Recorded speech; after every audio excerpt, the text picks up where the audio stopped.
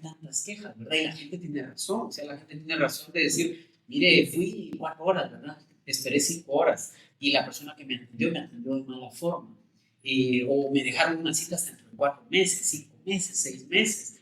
E incluso la gente lo dice en son de broma, pero es cierto, yo voy a estar muerto, ¿verdad? Porque hay enfermedades que son muy graves.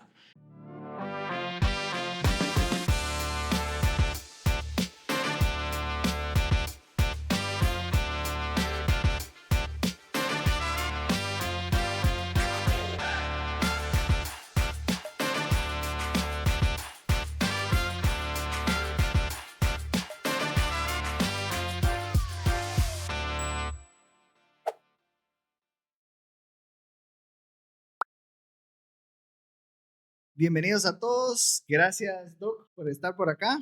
Gracias a un podcast más. Hoy estoy muy entusiasmado porque dejamos de grabar hace ya unas cuantas semanas, ¿va? Pero estamos de nuevo, así que bienvenido, Doc. Gracias por aceptar la invitación y para mí es un honor que usted hoy nos visite por acá. Para todos nuestros casaqueros y casaqueras, creo que este es un invitado que no necesita mayor presentación. Es el doctor Estuardo Rojas. Doc, eh, su especialidad es internista, ¿verdad? Así es, Ya varios añitos por allá, pero aquí vamos a platicar un poco menos más de usted, de a qué se ha dedicado y muchas cosas más, ¿no? Así que vamos a arrancar con esto. Eh, usted, ¿desde hace cuánto en sí ya está con la profesión? Empiezo dando las gracias por la invitación. Para mí es un gusto y un privilegio estar por acá compartiendo con ustedes y toda la teleaudiencia. Como médico, prácticamente voy a llegar a finales de este año a 25 años de medicina general. Ahora como internista propiamente son 20 años. 20 años ya. 20 años de internista. Haberme graduado como internista. Ok. Y nosotros estábamos comentando la peculiaridad, porque el doctor Rojas decía muchos, al parecer, según yo, el doctor Rojas, conocido por todos lados, muchos no lo ubicaban, pero digo muchos, pero de los que pregunté, ¿saben quién es el doctor Rojas? Uh-huh. Pero ya después haciendo un análisis general de 10 personas, pues solo 2 no sabían. Entonces, para ubicar al doctor. Les digo esto porque el doc también crea contenido, ¿ah, doc? Hace algún tiempo estaba muy activo en las redes y desde antes de pandemia fue que empezó a incursionar de poquitos, pero de un tiempo para acá también el tema de las redes se disparó en ciertos contenidos y el de usted propiamente que era medicina, porque estaba viendo los primeros videitos como que daba pautas, miren esto por temas de seguridad, salubridad, etcétera, y empezaba este tema. ¿Cómo fue que empezó usted a hacer su contenido, Doc? Al principio tuve solo una página personal donde publicaba desde opiniones personales, opiniones con relación al acontecer nacional, políticas, pero posterior hice una como de contenido profesional y en esa página me enfocaba a poner desde consejos, información únicamente médica. En la época de pandemia, sin duda alguna, fue donde tuvo más difusión esa página porque todos estábamos con la zozobra del COVID, de qué es lo que está pasando, las vacunas, cómo se contagia, que había tanta información, ¿verdad? De gente que decía que sí existía, que no existía. Y en esa época hice varios videos tratando de comunicarle a la población la información reciente que se tenía. Entonces, en ese momento fue más esa página, la página profesional, pero tengo alrededor de un año que la dejé de utilizar. Era un poquito desgastante estar abriendo una página y estar abriendo la otra personal. Y ahora, pues, prácticamente solo publico en la personal. A veces temas médicos, a veces, no sé, un chiste como para tratar de llevar un poco de sonrisa a la gente. A veces publico libros, que es una de las cosas que en mis tiempos libres me gusta hacer. Así que es un poquito de todo. Claro, si yo le he comentado porque cabalmente estaba viendo su página y le digo, no, así es bien activo y todo, pero como dice usted, la que uno conoció como de contenido, pues ya desde el año pasado ya no está activa, entonces uno, ¿qué pasó por ahí, va? Pero sí vemos la persona y está todavía por ahí.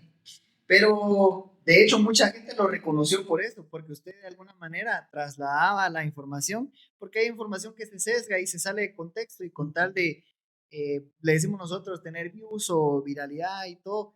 Y qué feo cuando ya se trata en temas de salud, porque ya es algo más delicado. El desinformar sí es un tema muy complejo, ¿verdad? Porque a veces la gente solo, hasta incluso clonaba noticias que eran antiguas, con noticias recientes, y entonces creaba un caos, creaba un pánico. Y entonces ahí es donde uno ya se crea, empiezan las teorías, va que no esto es por el gobierno, que esto es tema del exterior y todo, entonces genera el pánico pues totalmente innecesario. Entonces ahí es donde usted y también muchos profesionales salieron a dar, pues de alguna manera, a través de su profesión, miren, no es así la cosa. Era Su complicado. perspectiva profesional también, ¿no? Era complicado porque, por ejemplo, uno puede hablar de una enfermedad X, diabetes. Diabetes hace décadas que se han investigado muchas cosas y tenemos como más clara la situación desde el diagnóstico, las complicaciones, el tratamiento, pero con el COVID fue algo nuevo, ¿verdad? Algo que no, al menos un par de generaciones no lo había vivido desde la gripe española. Entonces la información que estaba saliendo era información nueva y había de todo, ¿verdad? Entonces era muy difícil para todos tratar de discernir de toda esa información cuál realmente era verdadera, ¿verdad? Y alguna información llevaba solo como objetivo generar zozobra, miedo en las personas, otras solo con desinformar y precisamente tener más rating, y otros que hicimos el intento de trasladar lo que considerábamos científico en ese momento. Claro. De, eso fue, usted cuando empezó a hacer contenido fue antes de pandemia. ¿Qué le dio esa pauta de decir, quiero compartirle algo a las personas? Pues la verdad es que al inicio fue solo, yo me resistí durante mucho tiempo, tenía amigos que me preguntaban, ¿tenés Facebook, por ejemplo? Y yo les decía, ¿qué es eso? No lo No sabía, compartía el tema de las redes no, sociales. no lo tenía, sobre todo a veces por cuestiones de tiempo, ¿verdad? Que de una u otra forma es absorbente en las redes sociales, pero fue prácticamente para esta situación de Otto Pérez Molina, Roxana Valdetti, donde pues hubo aquella manifestación grande a nivel nacional y en ese momento abrí el perfil para estar informado, ¿verdad? De qué era lo que estaba ocurriendo. Entonces, a un inicio de las cosas que compartía era eminentemente personales. Sí, pues. Desde, como digo, alguna opinión política o alguna frase motivacional. Y ya posteriormente me enfoqué más en el aspecto médico como tal, porque pues creo que es algo necesario para las personas. Y actualmente que he tratado de tener un poquito de todo, ¿no? Un poco de información, un poco de reflexión, siempre algunos consejos médicos. Entonces, de una u otra forma, creo que también en esta época estar fuera de las redes sociales es como no existir de una u otra manera, ¿verdad? Pues creo que la mayoría de personas tienen una red social, independientemente de cuál sea, y el afán es eso, ¿verdad? Tener una comunicación directa con las personas. Claro, se recuerda porque la manera peculiar para los que no conocen al doc es, o bueno, o compartir o expresarse a través de una receta médica, literal. ¿Verdad? ¿Cuál, pues usted todavía se recuerda cuál fue la primera receta que usted dijo, quiero compartir con la gente esto y lo voy a hacer de esta manera? ¿No se recuerda el mensaje que envió esa vez? Honestamente no me recuerdo, lo único es que yo con frecuencia a mis pacientes les insisto mucho que en una receta no solo está el nombre de un medicamento, una crema, una inyección, sino también parte de lo importante en la vida es hacer ejercicio, comer saludable, conservar la salud mental. Y en algún momento surgió esa idea, ¿verdad? De decir, bueno, ¿por qué no poner en una receta un mensaje, ¿verdad? Para que la gente lo tome como una receta? Generalmente cuando la persona va al médico y el médico le dice, póngase 5 inyecciones, que la persona sepa que le va a doler, dice, bueno, el médico me lo está indicando, entonces yo cumplo con lo que el médico dice y me pongo las 5 inyecciones. Entonces acá el mensaje era, o el objetivo era precisamente eso, el hecho de venir y poner algo en la receta que se tomara como una sugerencia, ¿verdad? Que la persona tendría que cumplir. Y no recuerdo cuál fue la primera frase, y han habido algunas a lo largo del O tiempo. alguna que crea usted que fue la más popular y usted, wow, no pensé que esto fuera a ser que lo hubieran recibido tan bien. Digo, nunca pensé llegar a esto, ¿no? Creo que la que tuvo como más difusión, no recuerdo con exactitud qué puse, pero sí ponía cosas importantes para hacer en la vida, como por ejemplo, hace ejercicio, come saludable, baila, abraza a tus amigos, abraza a tu familia, di te amo, viaja, en fin, fue como una seguidilla de cuestiones que creía que eran importantes hacerlas. Incluso posteriormente lo sacaron en algunas páginas médicas como meme, ¿verdad? Le hicieron meme a la receta. Probablemente esa fue la que tuvo más difusión. Claro, porque, bueno, aparte de la comedia y todo que puede surgir como un meme y todo, lo gracioso que lo toma la gente, al final, creo que ya se la pudo tomar de verdad. O sea, el doctor es consciente que debo de hacer esto. Y a veces creo que incluso somos malos hasta para seguir las recetas, porque incluso de todas las que había puesto, voy a parafrasear, pero hagan de cuenta que el doc ponía, no tan literal, pero hoy es tarde lluviosa, la recomendación es un cafecito con pan por la tarde. Pero de repente la gente se lo tomaba muy literal, si veía todos los días, ¿verdad? No y solo era un panito y un cafecito, ¿verdad? Entonces, fuera del contexto, lo que puede trascender es importante también, no lo ocioso como tal, sino que vivir la vida con todo lo que tiene, ¿no? Porque a veces también genera el caos, usted como médico lo dice, que a veces llegan pacientes por llegar, porque mire que me duele, por más exámenes que le hagan, no se le ve por dónde. Entonces ahí entra otros temas, ¿va? O sea, la salud emocional, psicológica, que creo que usted lo amerita y lo comparte también, porque a través de sus mensajes así pues, se notaba. De hecho, muchas de las enfermedades que padecemos actualmente tienen que ver con el estrés, la forma como la sociedad está estructurada, lo que nos han enseñado que es exitoso, y a veces perseguimos cosas que no es lo mejor para nuestra vida, pero nos llenamos de compromisos, de responsabilidades, de horas de trabajo extensas, de tengo que hacer esto, tengo que hacer lo otro, y difícilmente a veces dejamos un espacio para ver una serie de televisión, para salir al parque, tener contacto con la naturaleza, estar con nuestros seres queridos, en fin, preocuparnos en el aspecto de la salud mental. Y precisamente el estrés se asocia muchas veces a espasmos musculares, dolores de cabeza, colon irritable, problemas gástricos. Entonces hay muchas cosas que están afectando la salud de la población a nivel mundial que tienen que ver directamente con el estrés. Y si fuéramos más conscientes de la importancia de nuestra salud mental, creo que tendríamos sociedades completamente diferentes. Entonces, parte del objetivo también es eso, ¿verdad? El hacer reflexionar a las personas de que tienen que cuidar su salud mental. Para todos es importante que lo hagamos. No solo la parte de tengo que hacer ejercicio, tengo que comer saludable, sino pues las personas somos una parte física, una parte emocional, y estamos entrelazados y una no se puede separar de la otra. Y si estoy mal físicamente, me voy a sentir mal emocionalmente. Y si estoy mal emocionalmente, va a repercutir también en mi parte física. Entonces, es parte del objetivo. Por supuesto. ¿Todavía usted se recuerda cuál fue el motivo o eso que le impulsó a tomar la profesión que hoy tiene? ¿O solo dijo, o te dio tipo, no, es que me gané una beca y vamos para a ver qué dónde? ¿O mi papá, mi tío o mis abuelos fue doctor? ¿Cómo fue que se dio su vocación? Probablemente influyeron tres aspectos. Uno, mi mamá es enfermera, trabajó en el IX, que hace un ratito hablábamos del IX, y ella trabajó como enfermera auxiliar durante más de 3 décadas. Y desde niño yo miraba que muchas veces la gente llegaba a mi casa y le pedía que pusieran una inyección, o a veces iba a las casas a poner un suero, por ejemplo, y era como muy bonito de niño ver uno que la mamá estaba, por medio de la habilidad que tenía para poder canalizar o poner una inyección, llevarle sanación, bienestar o alivio del dolor a una persona.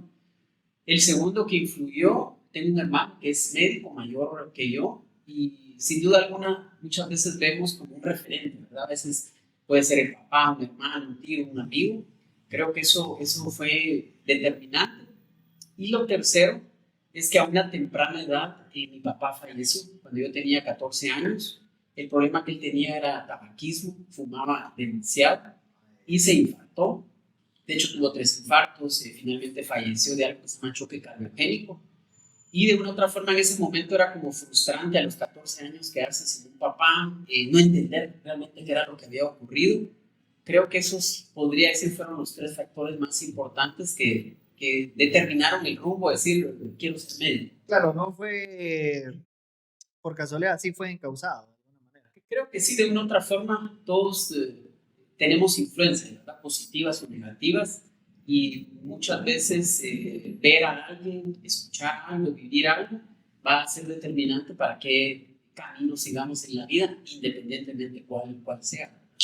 Ahora le pregunto, el tema de un médico, antes incluso lo platicábamos con una persona, antes las profesiones como que se limitaban, pero eran de alguna manera, como lo que había en el tiempo, eran más, digámoslo así, en un nivel elevado, porque el que llegaba a ser doctor, el que llegaba a ser maestro, el que llegaba a ser una profesión como tal, era tener un nivel también así muy avanzado. O sea, si uno era un médico, se la sabía de todas, ¿verdad? Ahora, ¿qué cree usted que ocasionó ese tema? No vamos a tal vez hablar más de pues, algunos colegas ni nada, sino que tal vez ha bajado o cambiado la calidad, porque ahora incluso ya no es que hayan médicos generales de todos lados, ahora ya hay especialistas y todo. Sin embargo, vemos como que una cierta déficit, le podría decir, ¿verdad? Porque a veces tal vez creo que es frustración de alguna manera el llegar a esta profesión, porque usted, como dice, sí fue casado y sí le siente cierto cariño a la profesión, ¿verdad?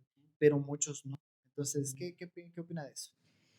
Pues haría dos comentarios. El primero es que la medicina es demasiado amplia. O sea, la información que hay en la carrera es mucha. Y es imposible que un médico pueda manejar todo. Que sepa de pediatría, de medicina interna, de cirugía, ginecología. Es imposible. Entonces, antes se miraba mucho que el médico general era el médico de la colonia, de la comunidad, pero van surgiendo nuevas necesidades, y con el tiempo pues hizo que ciertas personas decidieran escoger X o Y especialidad, porque con esa se identificaban más y se llegó a un nivel mayor de especialización, al punto que ahora pues, hay personas que incluso visitan hasta 4 médicos, ¿verdad? Dicen, es que voy con el ginecólogo por tal cosa, voy con el cardiólogo por otra, con el internista. Entonces creo que todo ha surgido de lo amplia que es la medicina, y que también antes en el país no existían las posibilidades de hacer una residencia, y de las que habían eran muy limitadas. Ahora incluso, por ejemplo, hasta aquí en el Hospital Regional de Cobano tienen residencia de medicina interna, tienen de pediatría, y ya estamos hablando a nivel del municipio de Cobano, al departamento de Alta Verapaz, que da opción a la gente para poder hacerlo. Entonces creo que tiene que ver con lo vasto que es la medicina,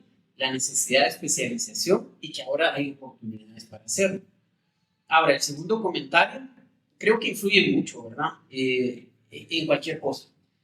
Podemos hablar de un herrero, de un carpintero, de un periodista. Creo que hay personas que hacen las cosas porque aman lo que hacen, independientemente de lo que sea. Y hay otras personas que a veces lo hacen porque lo tienen que hacer, no porque exista realmente una vocación para lo que decidieron hacer en la vida. En el caso de medicina, en mi experiencia, yo he visto que a veces en la carrera algunas personas se las imponen los papás.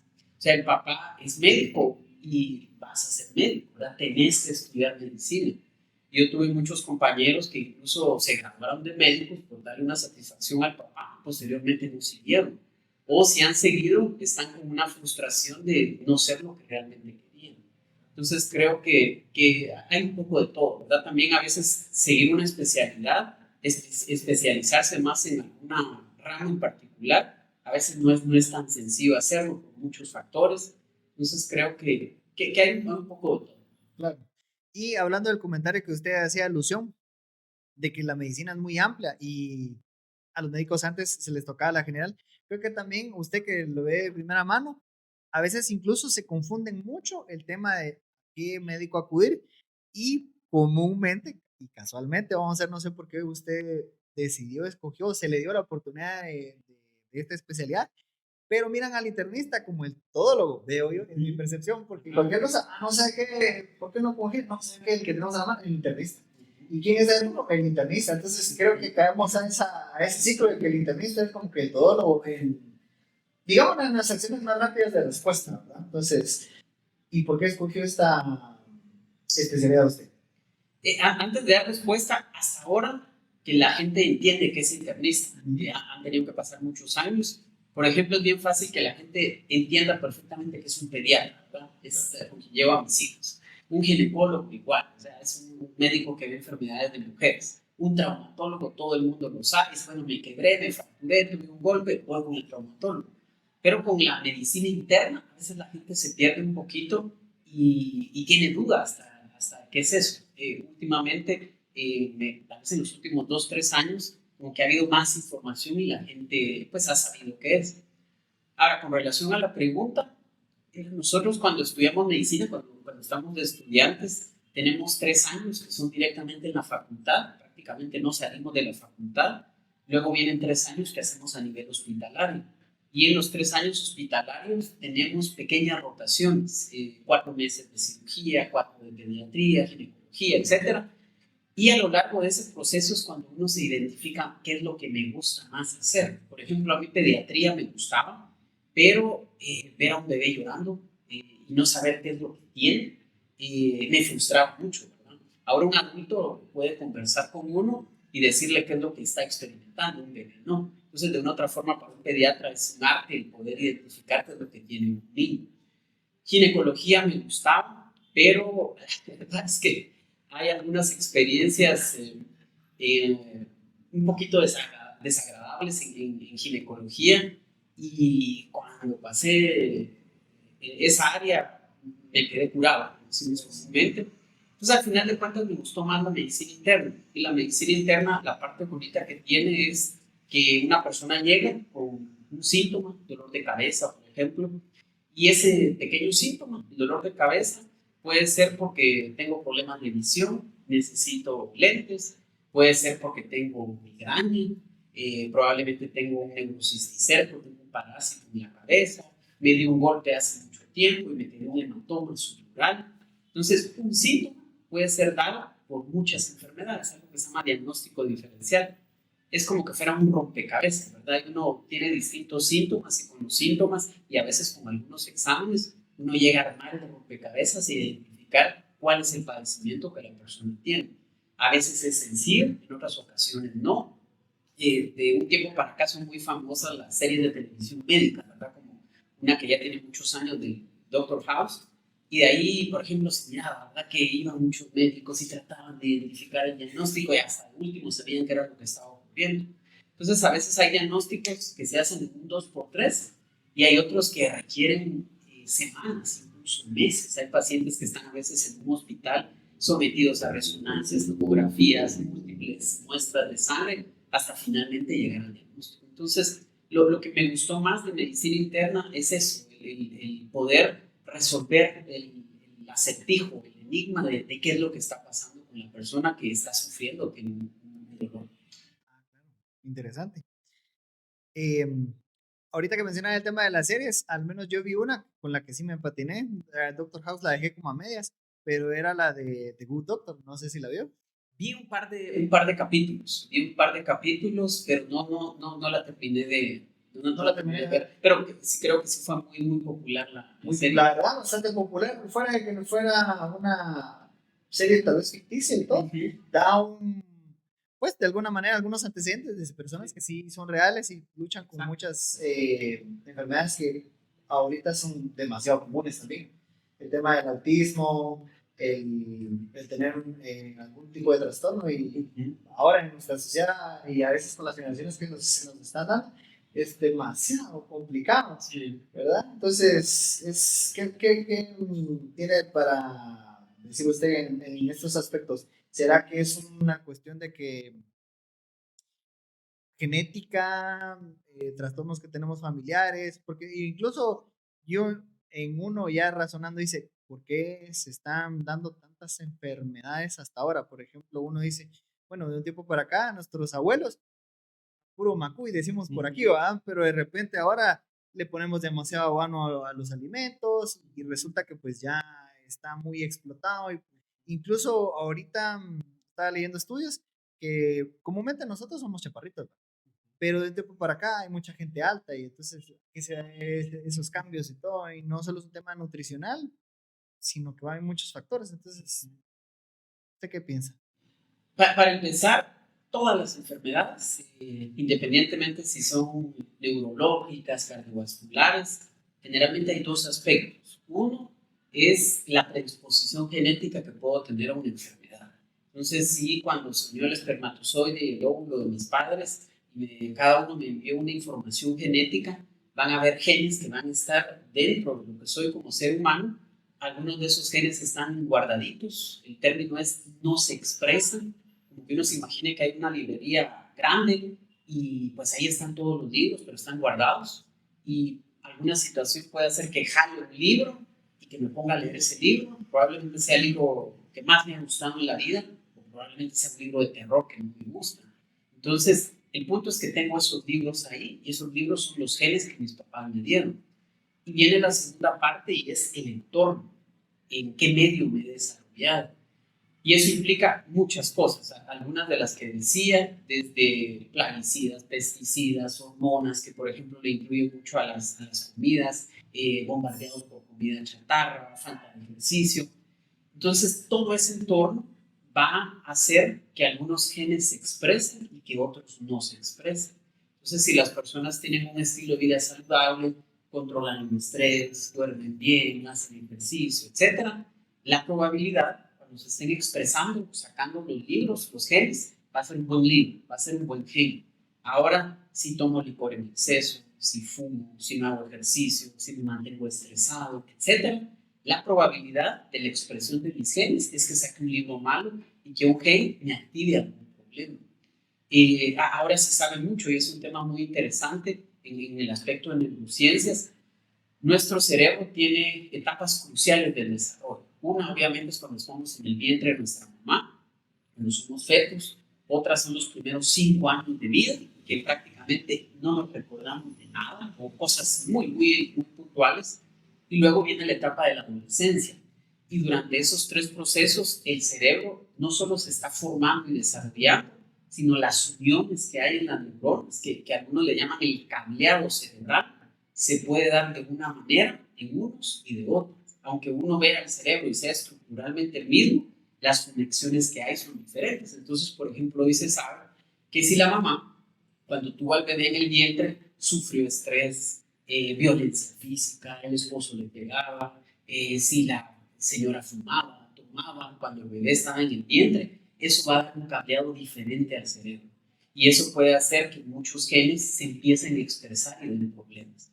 Primeros 5 años de vida, desde conflictos en el hogar, violencia a los niños, veo que mis papás tienen conflictos, que mi papá le pega a mi mamá, no digamos algo tan dramático como un abuso sexual, todo eso va a hacer que el cerebro se conforme de una manera diferente. Y luego viene la etapa de adolescencia, ¿verdad? Y si, pues como decimos comúnmente, tengo malas juntas y empiezo a fumar marihuana o empiezo a fumar cigarrillos, tomo licor, eso va a hacer que las conexiones de mi cerebro se den de manera distinta.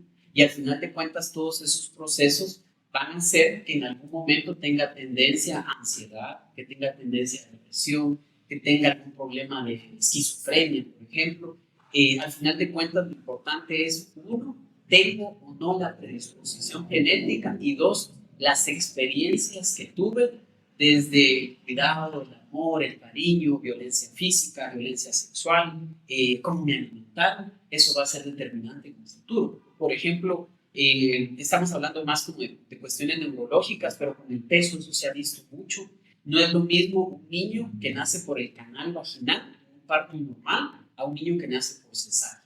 El microbioma que obtiene del canal vaginal es distinto a si sale por el vientre de la mamá. Eso puede determinar si ese niño es propenso a tener sobrepeso o obesidad en el futuro. Se dieron o no antibióticos en los primeros años de vida, cómo se alimentó el niño. Entonces, por esa razón, después resulta que hay personas que son delgadas, que comen un montón de cosas y nunca engordan, ¿verdad? Y hay otras personas que dicen, mire, yo hago ejercicio, yo me cuido y no logro bajar de peso. Entonces, al final de cuentas, absolutamente todo tiene que ver con esos dos aspectos, la carga genética que nos dan nuestros papás y cómo se expresan nuestros genes de acuerdo a las experiencias que vivimos. Y la otra cosa que creo que también tiene mucho que ver con relación al comentario es que antes no se hacían muchos diagnósticos, ¿verdad? Antes alguien se moría y ¿de qué se murió? Pues se murió. Era tan bueno. Pues ahora, como han avanzado los métodos diagnósticos, ahora es más fácil ponerle nombre y apellido a alguna enfermedad y decir, por ejemplo, murió de cáncer de hígado, hizo metástasis, o tenía una leucemia, o es una complicación crónica de diabetes, en fin. Creo que también ha influido que la gente consulta más, se llega a preocupar más por su salud y que existen formas de poder hacer el diagnóstico. Claro. Ahora, regresando a un tema de cómo se manejaba antes, ¿qué piensa digámoslo así, los medios tradicionales o la medicina natural en todo esto? Y le pongo un ejemplo tal vez muy claro, que tal vez sucede, pero no, y lo he visto últimamente, que resulta que el tema del, por ejemplo, de la cuas, resulta que ya fueron a 3 médicos especialistas y todo, ¿no? Y no sé si hasta es del destino o algo, y resulta que van con la pues, curandera del barrio, con la comadrona y todo, y miren, tiene cuas de X cosa, y pues sí, resulta que a las horas son los días, todo bien, ¿va? ¿Qué opinas?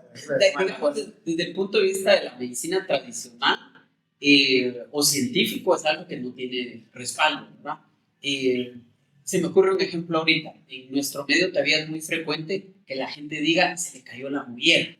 Ajá. Entonces vamos a llevarlo para que lo soben, incluso a veces los ponen a los bebés de cabeza, les meten los dedos en la parte del paladar blando y cuando uno ve ya le subió la muñeca. Entonces dicen que sí funcionó lo que hicieron, ¿verdad? Pero ¿qué ocurre con la famosa caída de la mollera? Es que los bebés, cuando están en la fase de desarrollo, las fontanelas, que son los huesitos del cráneo, todavía no se han soldado. Entonces están separados. Hasta determinada edad llegan, se cierran y cuando se cierran están soldados, como la bóveda craneana. Pero antes de eso es muy, muy suave el tejido y el simple hecho de que el bebé no esté mamando, que no estén dándole lactancia materna, que haya tenido fiebre, que se haya deshidratado, que tenga diarrea. El punto es que se deshidrató y lo que se evidencia en esa mollera caída es que está deshidratado, que la fontanela se cayó. ¿Y qué se tiene que hacer? Darle lactancia materna. Y con eso la mollera se recupera. Pero, pues como hay creencias inadecuadas, lo llevan con alguna persona y le meten los dedos. ¿Pero qué ocurre? Obviamente, ¿verdad? Me están metiendo los dedos, me están provocando un dolor, o me ponen de cabeza, y lo que hago con eso es incremento la presión intracraneal. Entonces se me levanta la mollera, pero era tan sencillo como dar lactancia materna. Entonces hay muchas creencias que tenemos en nuestro medio que realmente son infundadas. Sin embargo, medicina natural, hay muchas plantas naturales que se han utilizado pues, a lo largo de los años y hay plantas que sí tienen como un respaldo, ¿verdad? Decir, bueno, esto sí funciona.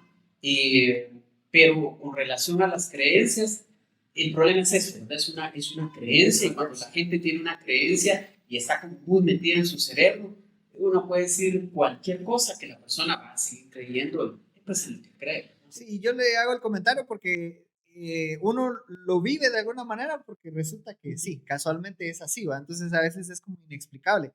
Yo hacía incluso la broma, es que mire que es aguas de fresa, ¿va? Y yo le digo a la gente, mire usted, ¿y en Escocia cómo le hará con la aguas? No, porque al final es algo como inexplicable, como usted no está fundamentado. Solo que lo asociamos, yo creo que a veces incluso es por un tema ya de fe, incluso ya le ponemos fe a eso porque si es mi último recurso, va a funcionar. Y incluso, vamos a decirlo así, creo que incluso, no sé si no es casualidad o algo, pero el que uno le ponga la confianza y todo algo, porque sí, a veces también las cosas se dan. Y resulta que la periodicidad casualmente dio con la liviez, ¿verdad? Sí. Hay dos cosas que podría comentar. Uno, todas las enfermedades tienen algo que se llama evolución natural de la enfermedad. Y eso quiere decir X enfermedad empieza de esta manera, dura 2 días, luego se transforma a esto en 3 días y de ahí se termina, se autolimita. Entonces hay enfermedades que tienen, por ejemplo, 7 días para estar. Y muchas veces sin una inyección, sin un medicamento, el cuerpo tiene los mecanismos para reparar, regenerar. Entonces a veces lo que ocurre es que la persona consultó con alguien, pero ya era el curso natural de la enfermedad que iba a desaparecer. Un ejemplo acá es muchos virus empiezan con dolor de garganta. Entonces la persona está con un ardor, como clavos, ella no aguanta la garganta y vienen y dicen, voy a tomar una citromicina, una tetraciclina, o van con el de la farmacia, también pongan una ceftriaxona, y les ponen un antibiótico innecesario. Pero ese dolor de garganta, el curso natural de la enfermedad eran 2 días, y se ponen la inyección justo cuando está por terminar, y al día siguiente dicen, qué buena la inyección.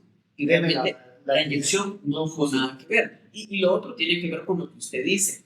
En nuestro cerebro hay muchos neurotransmisores, uno es la dopamina. La dopamina nos ayuda a sentirnos bien, a sentir la sensación de bienestar o placer. Y hay algo que se llama el efecto placebo. Y el efecto placebo quiere decir que si me inyectan algo, como lo que usted decía, yo tengo mucha fe en que esto me va a curar, se libera dopamina, eso hace que el cerebro trabaje de mejor manera y muchas veces esa fe y ese convencimiento de que esto me va a sanar, sana a la persona, pero llega a ser más una autosanación, ¿verdad? Una sanación que el mismo cuerpo tiene. Que incluso lo platicábamos antes, el tema de que llegaba una persona, por ejemplo, a su consultorio y mire, tengo tal cosa y por más medicamentos, pero a veces ya llega un momento que usted le da solo una vitamina X y se la recetó y era una autosugestión. Exacto. Mire, deme la que me dio y se retoma. Entonces es un ciclo repetitivo que a veces la gente tiene esa necesidad. Porque mire, es increíble, pero o sea, pasamos por todo, y usted más que todo, mi hermano, mira todo eso que es difícil de alguna manera, no le ha tocado más que ser, ahí sí que más, digámoslo así, un consultor, amigo, un tutor o algo para la gente, que incluso el mismo médico que le termina solucionando. Sí, toca eso. Las personas a veces dicen, él es el mejor doctor, ella es la mejor doctora. Y realmente hay muchas cosas subjetivas y al final de cuentas, más allá si es el mejor o no, es el mejor para la persona.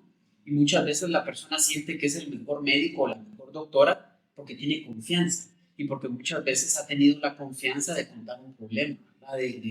Desde un duelo, acaba de morir mi esposo, mi papá, hasta conflictos familiares. Y muchas veces el simple hecho de hablar de esas frases que las palabras sanan. Entonces muchas veces las personas solo con compartir, con contar lo que están sufriendo, viviendo, llega a ser prácticamente sanador. Entonces en mi caso sí me toca muchas veces que las personas me cuentan cosas muy íntimas que están atravesando en su vida, ¿verdad? Llegan a tener la confianza para decirlo y en ocasiones eso, ¿verdad? Más allá de un médico uno trata de dar un consejo, ¿verdad?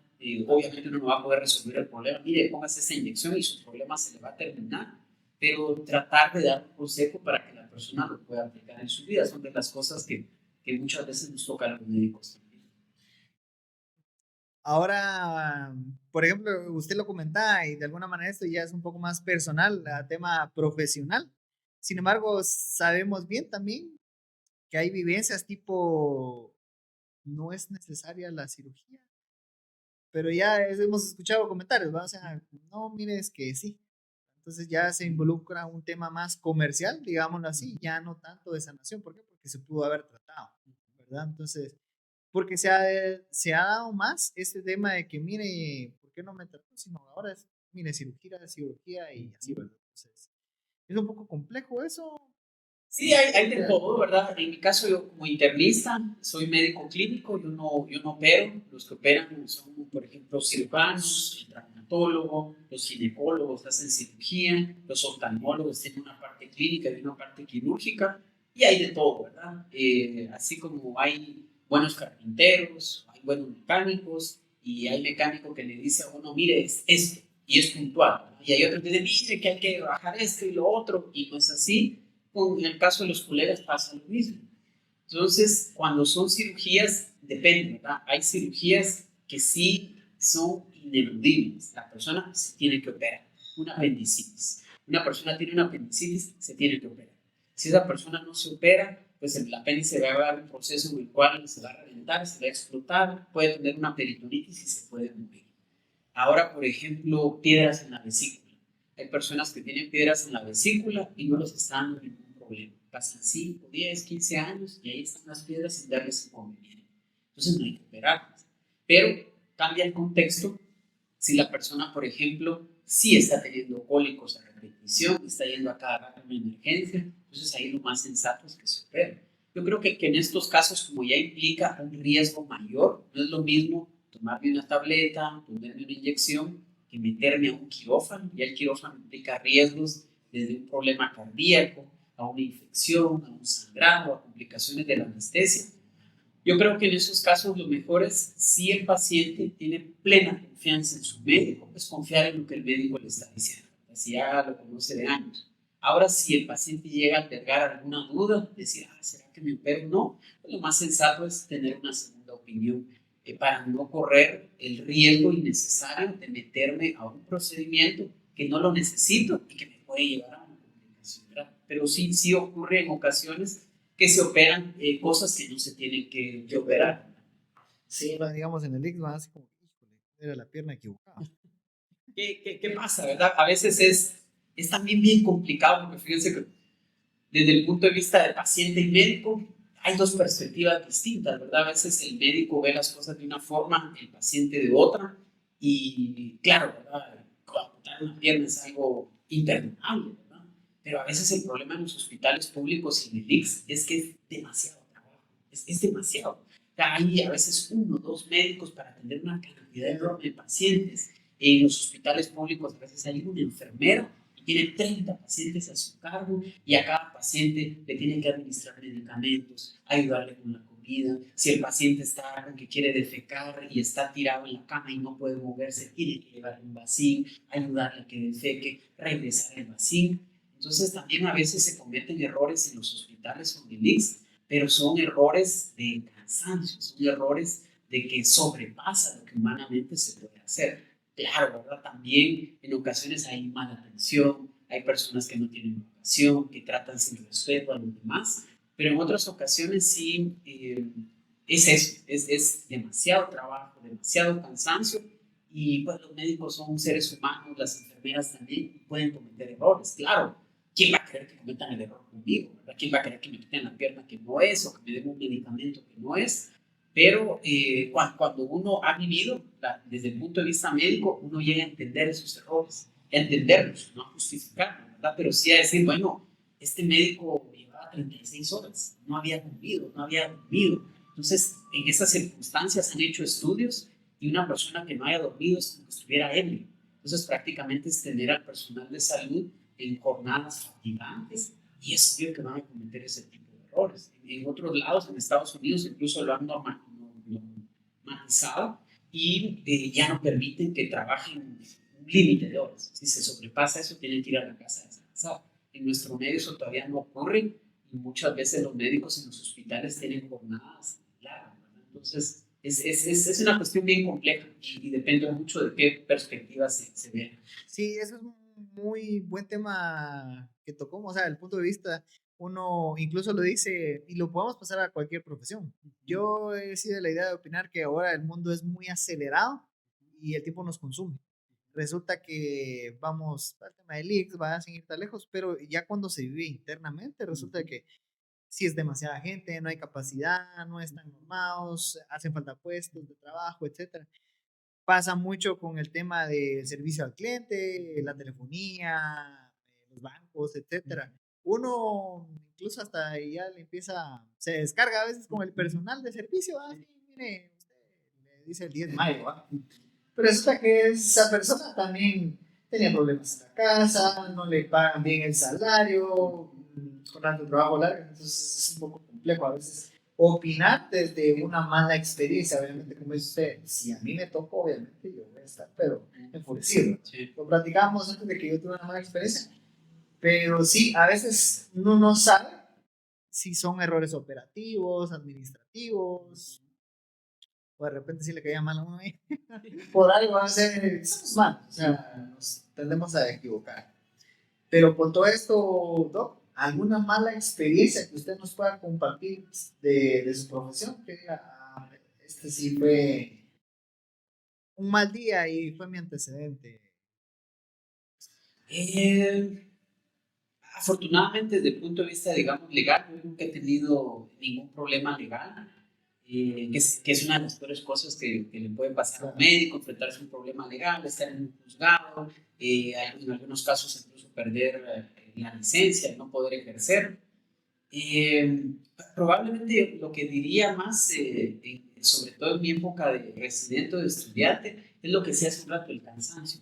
Llega un momento en el cual de verdad uno se llega a cuestionar, al decir, ¿qué estoy haciendo acá? O sea, esto me gusta, yo lo amo, pero ¿qué estoy haciendo acá? O sea, ya pasaron 36 horas, prácticamente tenía un tiempo de vida, logré dormir 1 hora y tengo 5 o 7 ingresos que hacer, tengo que ir a ver todavía al servicio, pasar visita, mañana me toca un examen. Entonces creo que la peor experiencia es eso, que se lleva a un límite prácticamente lo que uno humanamente puede hacer.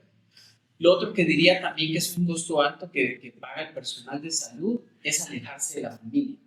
Generalmente hay turnos y si a uno le toca turno un día domingo, uno entra a las 7 de la mañana y sale hasta el día siguiente, lunes, a las 3 o 4 de la tarde. Y si ese domingo había un bautizo, una celebración de cumpleaños, un casamiento, uno no puede asistir. Entonces yo diría que esas son las peores experiencias, el hecho de alejarse de la familia, de no poder compartir momentos irrepetibles con los seres queridos y el cansancio, que es una de las explicaciones por qué tanto a nivel del ICS y de la red de salud pública hay tantas quejas, ¿verdad? Y la gente tiene razón, o sea, la gente tiene razón de decir, mire, fui 4 horas, ¿verdad? Esperé 5 horas y la persona que me atendió de mala forma. O me dejaron una cita hasta dentro de 4 meses, 5 meses, 6 meses. E incluso la gente lo dice en son de broma, pero es cierto, voy a estar muerto, ¿verdad? Porque hay enfermedades que son muy graves. Entonces creo que, por un lado, los pacientes que necesitan la atención sufren en el día a día algunos errores, negligencia, impericia, la mala atención, la saturación de los servicios, pero por otro lado también el personal de salud se ve sometido a tener malos salarios, a tener jornadas de trabajo muy extensas. Entonces, en esas condiciones también la salud mental del personal no puede ser la adecuada. Entonces, tristemente, hay recursos. La gente con razón se queja cuando dice, mire, pero si me están descontando desde hace 5 o 10 años de mi salario, yo pago X, ¿verdad? ¿Y por qué no me dan una buena atención? Entonces, hay una razón de eso. Pero al final de cuentas, eh, el problema es el sistema, ¿verdad? El problema es cómo se ha organizado el sistema, que de una u otra forma la gente que llega a gobernar, la gente que llega a dirigir, tristemente no da un cambio radical para brindar una mejor atención a las personas y también a los trabajadores. Claro. Por ejemplo, no he escuchado mucho que las personas cuando bueno, tenemos este deseo de tener hijos o ya tenemos hijos y tocamos el tema de las profesiones, siempre venga, ah, no, mi hijo tiene que ser doctor. Creo que es incluso lo primero que se le viene a uno, no es decir, bueno, quiero que sea ingeniero, astronauta o lo que sea, lo que uno quisiera que fuese llamado a la grandeza, digamos así, sino que la perspectiva siempre predeterminada es, quiero que sea doctor.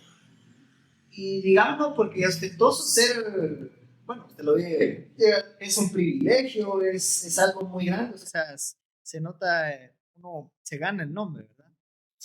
Pero en lo personal, yo considero que es una de las peores profesiones porque cabalmente lo que ustedes comentaban, uno le dedica o se parte toda la vida estudiando, trabajando, se especializa y resulta que cuando ya está, todavía lo dice, ¿va? Sacrificio tras sacrificio y todo. Entonces, creo que es una, al menos en el medio, en el, hablando de, y así, todos nuestros hispanos, por ejemplo, el sistema de salud es muy mal remunerado y todo, entonces yo creería que es una de las, pues, profesiones no tan buenas, no por la profesión en sí, sino las condiciones que se dan como tal, porque yo decir propiamente, yo quiero que mi hijo sea un doctor, al menos yo sí lo pensaría, ¿verdad? Porque es muy desgastante y es muy sacrificado. Obviamente tal vez no a todos los doctores les toca de igual forma, de repente unos son demasiado exitosos, digamos así, pero otros no, ¿verdad? No la cuentan de la misma forma, ¿verdad? Porque hay profesiones que le diría yo que no ameritan como una emergencia, digamos así, como, ¿qué le diría yo? Un radiólogo, se me ocurre, que porque él, o sea, si hace su labor diaria y la hace bien y todo, pero no es como que lo llamen a las 12 de la noche, mire, hay un herido aquí, tenemos que operar, ¿no? Entonces creo que parte de eso también, sin embargo, también sí se sufre, tuvo que ganar su nombre, su carrera y todo, pero creo que sí es muy, muy delicado el tema de la profesión, ¿no? Yo creo que sus pacientes, por eso le agradecen, le agradecemos también por este espacio cuando usted quiere compartir y todo, porque sabemos, bueno, los que somos conscientes sabemos que es demasiado difícil, difícil. Ahora, hablando de ya netamente personal, ¿quién es Estuardo Rojas? ¿Cómo se considera usted fuera del tema de la medicina? ¿Qué es lo que le gusta hacer? ¿Qué la hace? ¿Qué lo representa? Eh, pues empezaría diciendo que me siento una persona afortunada, un ser humano afortunado, primero por tener vida. La vida es una situación improbable. En una eyaculación hay millones de espermatozoides y es un espermatozoide el que aleatoriamente se une con un óvulo de los miles de óvulos que tiene una mujer y esa combinación hace que yo sea Estuardo Rojas, que usted sea Jorge Ayala y si hubiera sido un esperma distinto o un óvulo distinto, nosotros no estaríamos acá, serían otras personas. Entonces, para mí, ese es el privilegio de la vida. Creo que eso es crucial.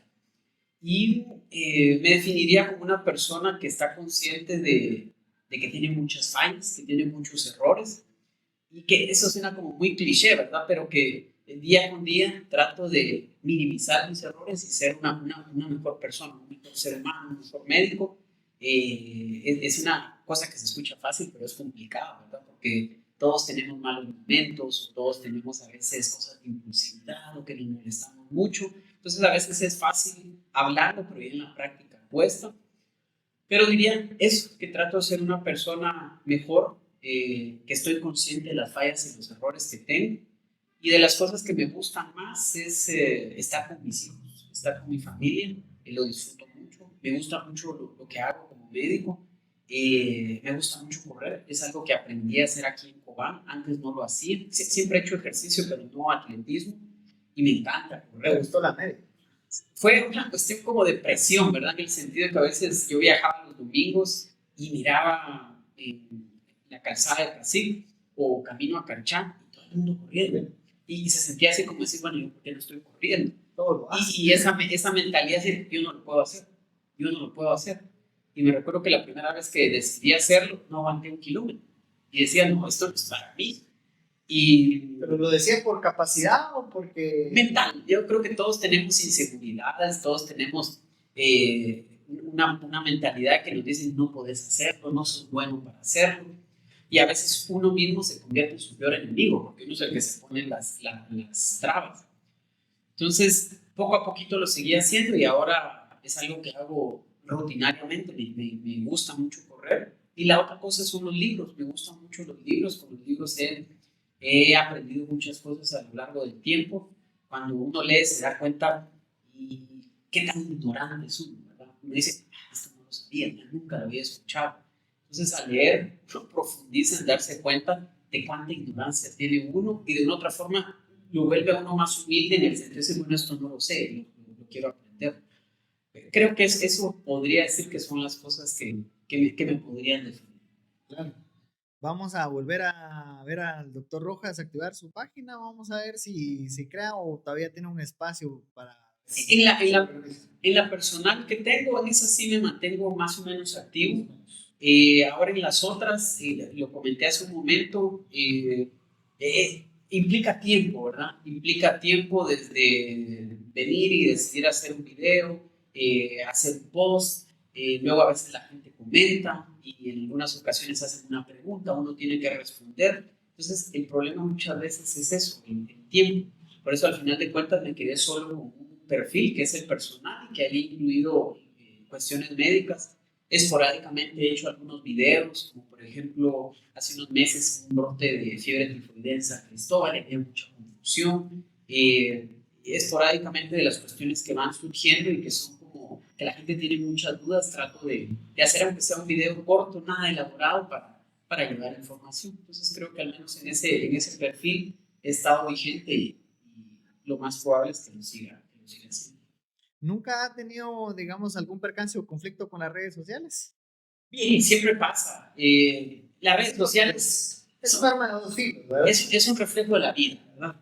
El dicho chapín de que uno no es monedita de oro para caerle bien a todo el mundo, es claro, ¿verdad? Entonces, uno en una reunión personal, uno opina algo, hay 100 personas, tal vez, no sé, 20% van a estar de acuerdo, 40% no, y el resto es indiferente. Creo que en las redes sociales pasa lo mismo. La única diferencia es que las redes sociales tienen dos cosas, ¿verdad? Uno, muchos perfiles falsos. Hay gente que se oculta en un perfil, que no da la cara, ¿verdad? Y dice, como, esto es lo que yo opino y lo estoy diciendo y lo respaldo con mi nombre. Y lo otro es que hay filtro, ¿verdad? No es lo mismo cuando uno se enfrenta a una persona cara a cara y que uno le dice, mira, lo que hiciste no me gustó, ya, lo que estás haciendo no está bien, a que uno lo haga en una red social. En una red social uno solo tiene el celular, no tiene la cara de la otra persona, y eso hace que muchas veces las personas pues sean más hirientes, ¿verdad? O más directas en las cuestiones que quieren hacer.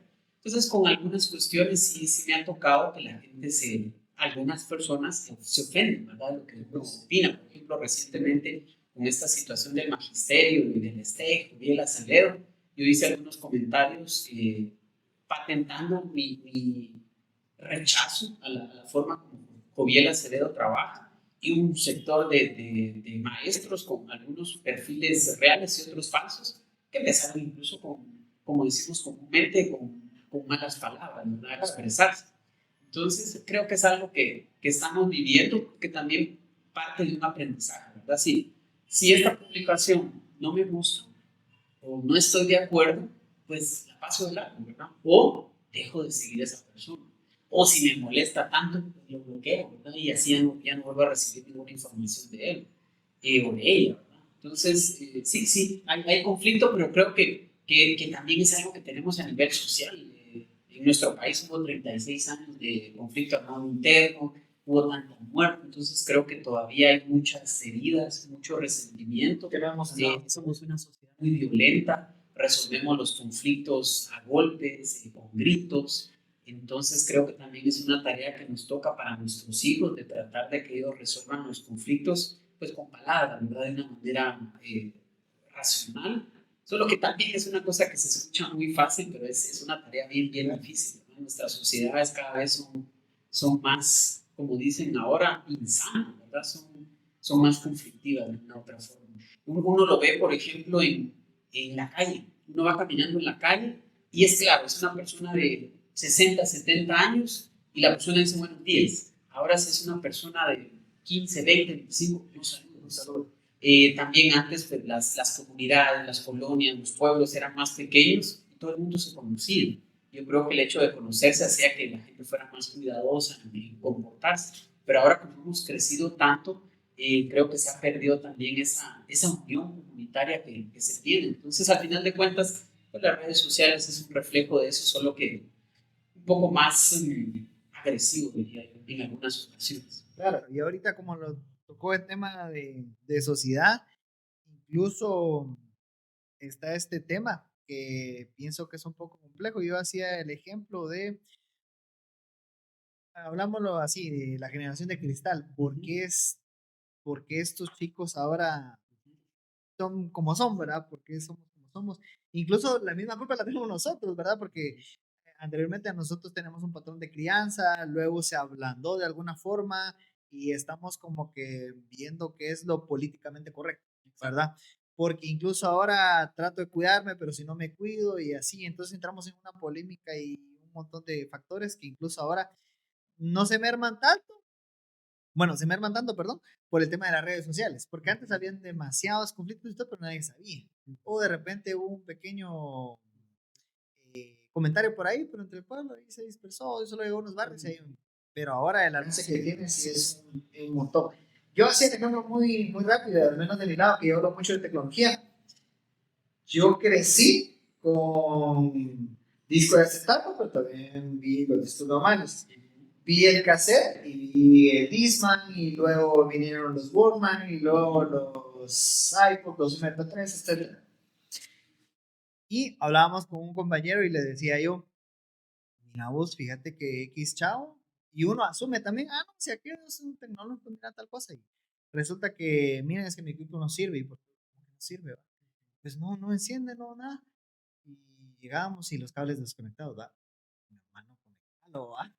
¿Verdad? Entonces, cosas tan simples que uno dice, mira, lo que sucede es que nosotros crecimos con las computadoras y todo el cambio tecnológico y resulta que nosotros nos tocó que aprender desde cero a destaparlas, a conectarlas, que si no funcionaba un toquecito, algo, y eso nos impulsó a nosotros de alguna manera a ser más autosuficientes, a autoaprender, ¿verdad? A formarnos y a resolver. Y ahora no pueden hacer muchas cosas, tareas tan simples, que incluso uno agarrar el martillo, cambiar un tubo, cambiar un cuadro, un algo, y viene a desterrar muchas cosas que traíamos atrás. Pero es muy complicado. ¿Usted qué piensa con todo esto que también irrumpe, al menos de su lado de la medicina, el tema de la salud mental? Todos estos temas que nos puede compartir usted. Hablando propiamente de la generación, ¿no? Yo diría que, por un lado, hemos avanzado. Hay cosas que hacíamos antes que creíamos que eran normales y no lo eran, desde ser racista, clasista, machista, de una manera violenta, agresiva.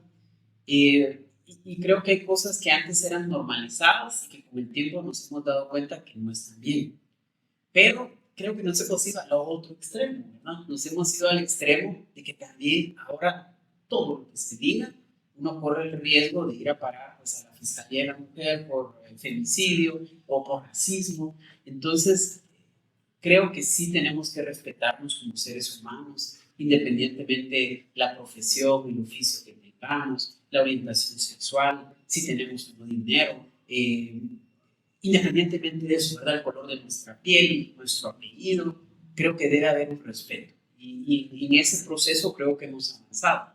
Pero nos hemos pasado un poquito de tueste, ¿verdad? Entonces ya ahora todo es políticamente correcto. Y si uno se sale un poquito del margen, pues ya le suman a uno como 10 adjetivos de que uno está haciendo las cosas mal. Entonces creo que sí está bien respetar, está bien ser inclusivo, está bien respetar al ser humano, no a la etiqueta que le ponen al ser humano, pero está mal llevarlo al extremo. Y creo que eso es malo para las nuevas generaciones también. Y uno lo ve, ¿verdad? Con frecuencia. Voy a dar un ejemplo que tal vez es malo, pero en nuestra época las maestras todavía nos pegaban, ¿verdad? Uno hacía algo en clase y era un reemplazo. Ahora es algo inconcebible. De hecho, a mí no me gustaría que un maestro le pegara a mis hijos. Sin embargo, yo sí lo viví, a mí me pegaban. Entonces, no se trata de que justifiquemos y digamos la violencia es el camino. Y como a mí me agredieron, pues así, miren cómo soy, ¿verdad? Y tal vez digo cómo soy, pero no me he dado cuenta que soy ansioso, que soy irascible, que soy violento, y viene de la violencia que sufrí. Entonces, pero también, por otro lado, si no me le pega al nene o no me le diga nada a la nena, entonces también el nene y la nena crecen con esa fragilidad. Desde el punto de vista psicológico hay una alegoría muy bonita que es los árboles que crecen en un entorno donde hay poco viento son árboles que no tienen adversidad y esos árboles en una ventisca se caen. Ahora aquellos árboles que se someten a la adversidad del viento, las ramas, los troncos son más gruesos y los soportan. Entonces está comprobado que la adversidad fortalece a los seres humanos. La adversidad nos da una capacidad de resiliencia y de salir adelante, pero tampoco tiene que ser mucha adversidad, ¿verdad? También si es una adversidad muy marcada, como mencioné hace un rato, violencia sexual de niño, eso me puede generar hasta trastornos psiquiátricos. Entonces, creo que el punto intermedio es la cuestión. A veces nos acostumbramos a ver esto es negro o blanco. Y si es blanco es malo y si es negro es malo. La mayoría de veces, la mayoría de cosas están en tonos grises. Y cuando no entendemos eso y tratamos de ver el punto de vista del otro, pues las cosas no cambian. En conclusión, creo que sí tenemos que ser respetuosos. Creo que la violencia en general no es el camino, pero tampoco tenemos que llegar a un estado de fragilidad.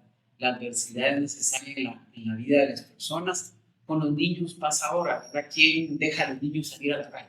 A que jueguen una chamusca, que jueguen tenta, escondite. Antes, en nuestra época, hasta guerra de canchinflines, es inconcebible, ¿verdad? Ahora es sobreprotegerlos, pero también esa sobreprotección lleva a que sean dependientes, a que sean inseguros y que ocurran cuestiones como el ejemplo que da, ¿verdad? Esas son cuestiones tan fáciles de hacer, pero pues no desarrollé las habilidades para hacerlo.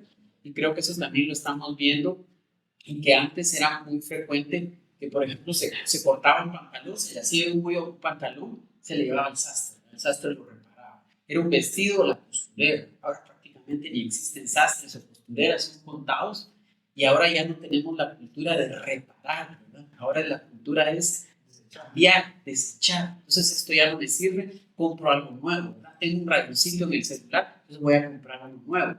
Y muchas veces eso se extrapola también a las relaciones humanas. Entonces tuve un conflicto con un amigo, con un ser querido, lo desecho, se lo olvido. Entonces creo que en ese aspecto generacional, creo que estamos mal. Hemos avanzado en algunas cosas, pero en las que nos estamos yendo fuera de los márgenes, creo que deberíamos de reflexionar como sociedad, pero otra vez, ¿verdad? Son cuestiones que se escuchan muy fáciles, pero en la práctica son muy complejas. Sí, porque algo tan fácil, resumiéndolo, como dice, habría dos caminos, por ejemplo, el tema de educar. No, yo soy de educación tradicional y yo le voy a pegar a mí. O yo, otro ejemplo, yo no tuve lo que hoy tengo y yo le voy a dar a mi hijo. O sea, son como que vamos a los extremos, como usted dice, y al final tomamos las peores decisiones, ¿verdad? Y eso arranca a que a nivel general estamos arraigados como sociedad. ¿Considera usted que al paso que vamos acelerado con demasiados cambios, tendría que ocurrir algún acontecimiento demasiado grande o caótico para ver una transformación como sociedad? O sea, considera que sí llegaríamos a ese punto de ser necesario. Me da la impresión que no, porque creo que como parteaguas fue la pandemia. En la pandemia vivimos miedo, ¿verdad? Vivimos la angustia. En mi caso no, pero muchas personas sí perdieron a un ser querido se murió, vieron un ser querido sumamente enfermo o estuvimos encerrados. Y no sé, probablemente ese evento caótico pudo haber sido el que nos hiciera como más humanos, que nos diéramos cuenta de que al final de cuentas lo importante es la vida, no quiénes somos, qué profesión tenemos, qué marca tengo en mi celular, o si mi casa es de un nivel, de dos niveles, qué marca es mi carro, sino que nos fijáramos más en que lo más importante es el aspecto humano. Y uno se da cuenta y probablemente estamos peor, ¿verdad? Después de la pandemia. Entonces, la verdad lo veo un poco difícil y ahora que tenemos tanto acceso a información, que la información debería ayudarnos a organizar la sociedad de mejor manera, pues pasa muchas veces lo contrario. Entonces sí lo veo como muy difícil. Aunque, pues, en cuestiones fuertes, lo hemos visto cuando han habido aquí inundaciones o cuando hubo problemas en el volcán, en ese momento sí sale a flote generalmente ese sentimiento de empatía, de ayudar al prójimo, y voy de voluntario o dono tal cosa y voy a ayudar a esa persona, ¿verdad? Creo que el guatemalteco en esas situaciones ha demostrado ser una persona de corazón y de dar ayuda. El problema es que eso no dura, ese momento. Ya cuando el problema se resolvió, pues regresamos otra vez a lo mismo. Es como los propósitos de Año Nuevo, ¿verdad? En Año Nuevo, el 30, 31, voy a hacer esto y otro, y empiezo 2, 3 días y de ahí no lo sigo. Entonces, puede sonar muy pesimista, pero me da la impresión que no. Claro. Y es a nivel general, no solo aquí en Latinoamérica. General. Sí. Bueno, ¿alguna frase o algo que nos quiera dejar, Doc, para ir cerrando este capítulo? Eh, lo, lo mencionaba usted hace un rato, y creo que como seguramente también hay papás que nos escuchan, usted decía hace un ratito, quiero que seas médico, ¿no? Y a veces también ocurre que es licenciado y dice, vas a ser licenciado, vas a ser abogado.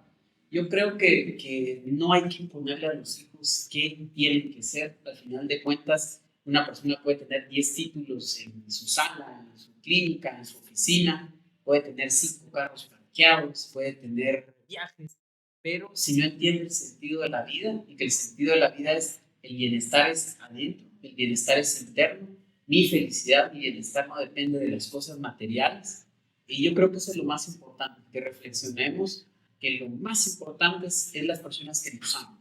Y son muy pocas personas las que de verdad nos aceptan con nuestros aciertos y desaciertos y dedicarle más tiempo a eso. O sea, es importante llevar pan a la mesa, es importante trabajar, pero es más importante pasar tiempo con nuestros seres queridos, con nuestros amigos, con nuestros hijos, con nuestra pareja, en fin. Creo que eso sería lo último que diría. Buenísimo, gracias por ese cierre, Doc, de todo corazón. Muchas gracias por aceptar la invitación. Gracias por las enseñanzas que hoy nos dejó. Y bueno, al menos esta plática que, como le digo, empezamos aquí echando la casaca, pues espero que la compartamos con muchas personas y llegue a más este mensaje. Así que, bueno, nos vemos en un siguiente episodio y sigan al Dogma, su nuevo perfil, y síganme a mí en todas las redes sociales como Echando la Casaca o Jorge Ayala para que puedan seguir estos episodios. Saludos y nos vemos en el siguiente.